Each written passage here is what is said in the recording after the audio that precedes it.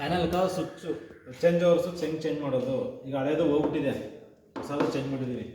ಹಳೇದು change over switch ಇದೆ. First full supply ಜಿಯೋ ವೈಸ್ ಆಫ್ ಮಾಡ್ಕೋಬೇಕು.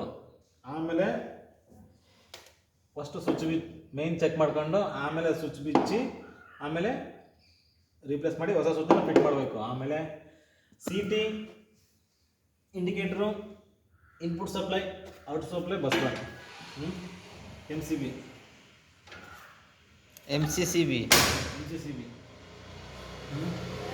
ये पुराना दिखा हुआ है इसका नया वाला